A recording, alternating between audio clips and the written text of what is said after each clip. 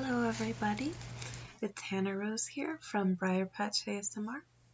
Tonight I thought I would read a little fairy book, a Disney fairy book, that my fiance recently read to me because I've been having a lot of trouble sleeping. I absolutely adore baking. It's like my favorite thing, or one of my favorite things. So it was really fun to find that I happened to be gifted from my cousins a book called Dulcie's Taste of Magic.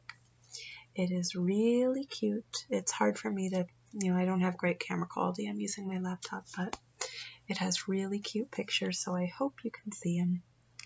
Lots of treats on the cover there. I might finish this book tonight. It might be in a couple different parts. We'll see. I don't want the videos to get too long. I'm hoping to keep it about 10 minutes per video. So we might do chapter 1, chapter 2, like that kind of thing. Probably not that little. I'm not sure. But for now, let's just get started. I think this is a really sweet book, and I hope you will like it. So everybody cuddle in and snuggle close, and let's go. Okay. Dulcie's Taste of Magic. And there's already a picture right in the front. Very sweet. Okay.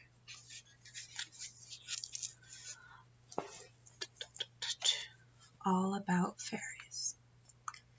If you head towards the second star on your right and fly straight on till morning, you'll come to Neverland, a magical island where mermaids play and children never grow up.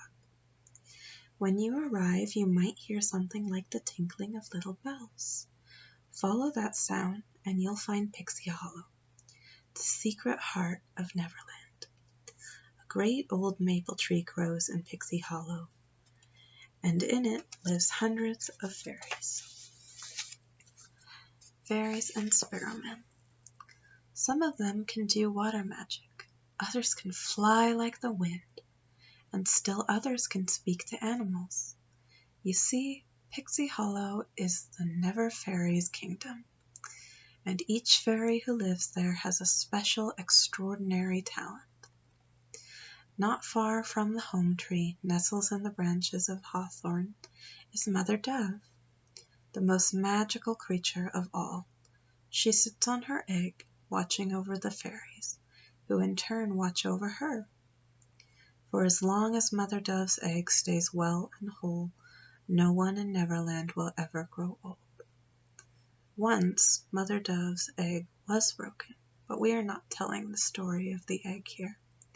Now it is time for Dulcie's tale. Here we go.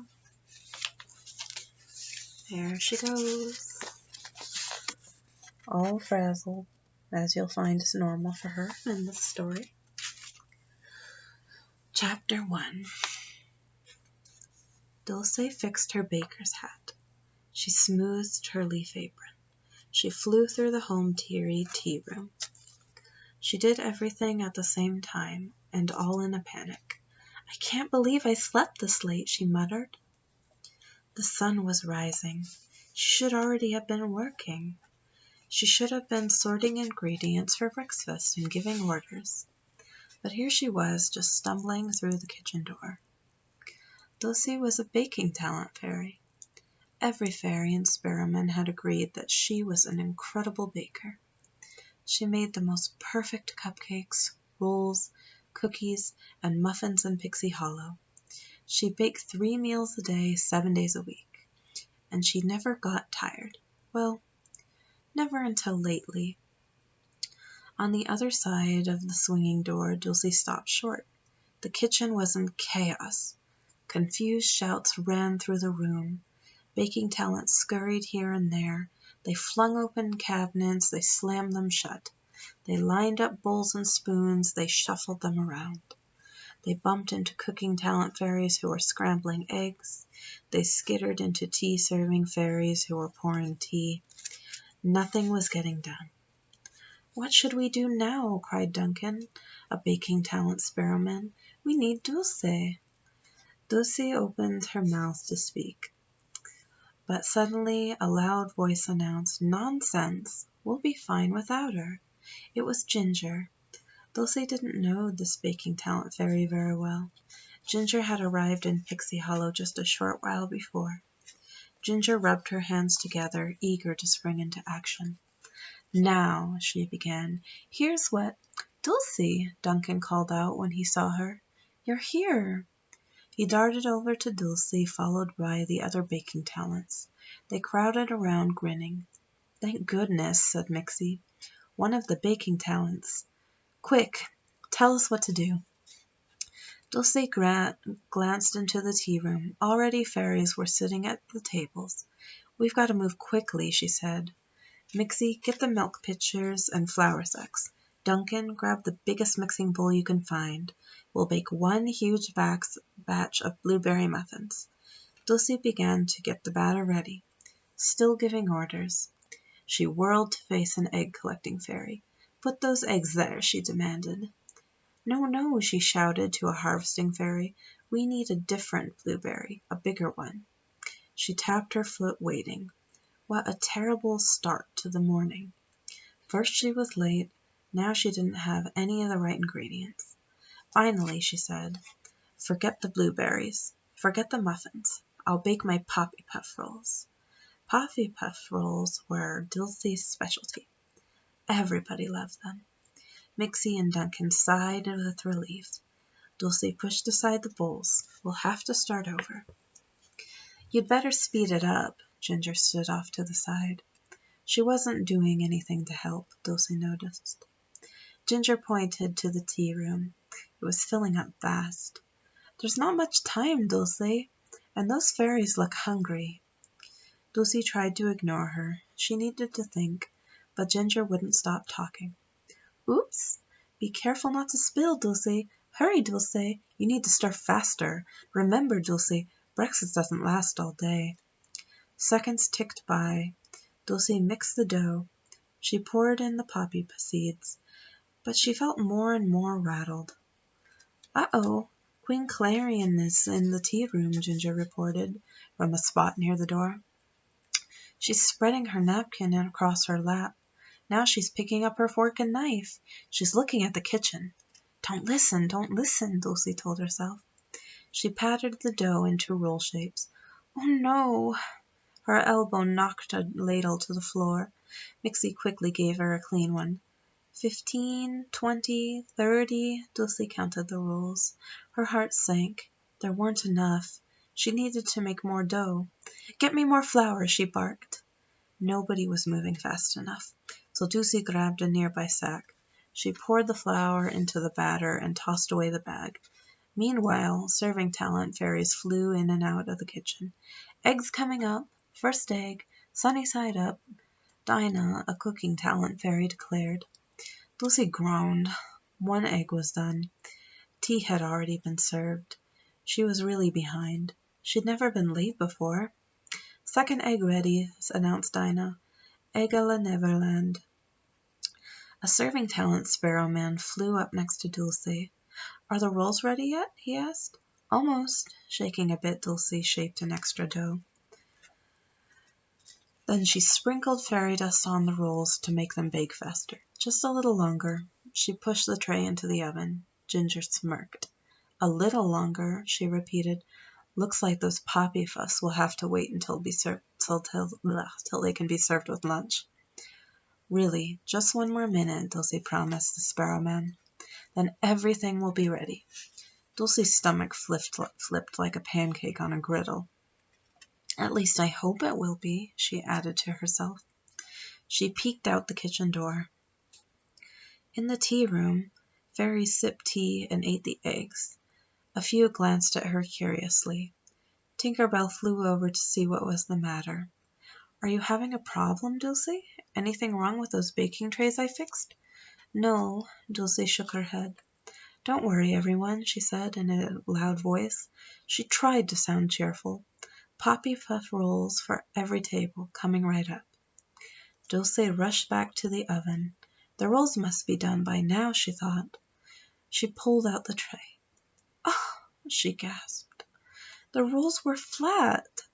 I thought you were making poppy puff rolls, Ginger said in an amused voice. Not poppy pancakes.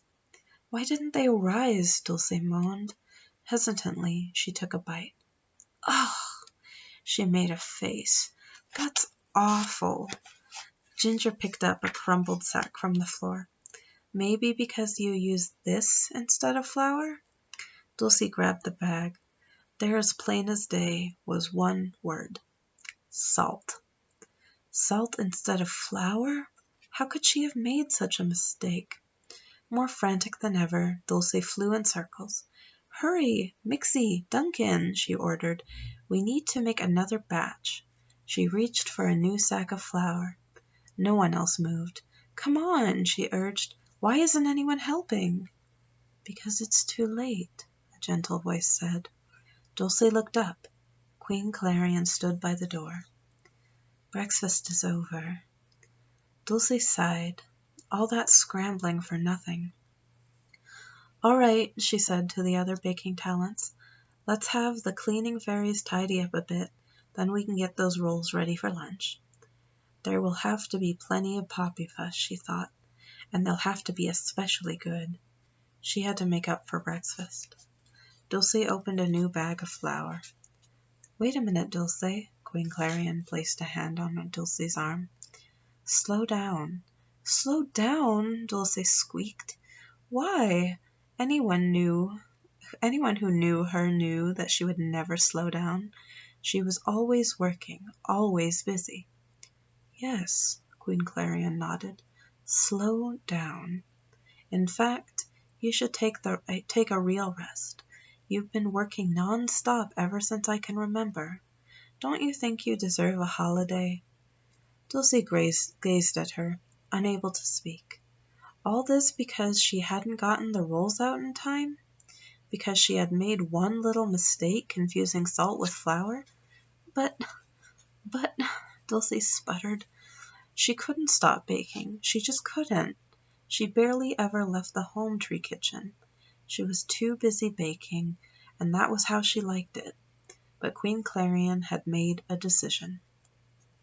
Who will take care of the kitchen? Dulcie asked. She turned towards the other baking talents. Duncan and Mixie stared at their feet. No one would meet her gaze. Only Ginger looked at Dulcie in the eye. She stepped forward. I'll take over, she said. In fact, I'll start right now. Let's get lots of biscuits ready. She paused, then added, there wasn't much to eat at breakfast.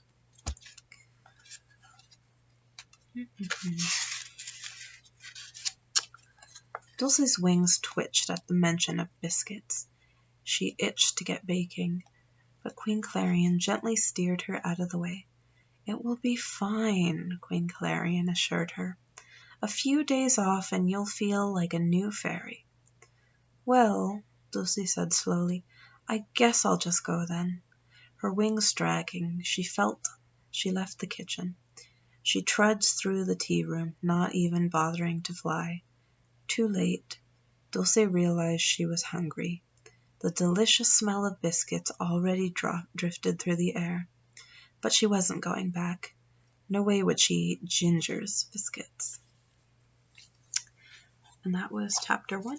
And I would like to go back and show the pictures that were there, because I think they are cute. So, here is the first picture of Dulcie in the kitchen. And I guess that's Ginger over there too, being a brat. Very nice. Very pretty picture. And then there was one more, like a half picture. The salt bag, I assume. Dulcie is very pretty. Anyway, I will record another chapter in a little bit, but for now, have a great night.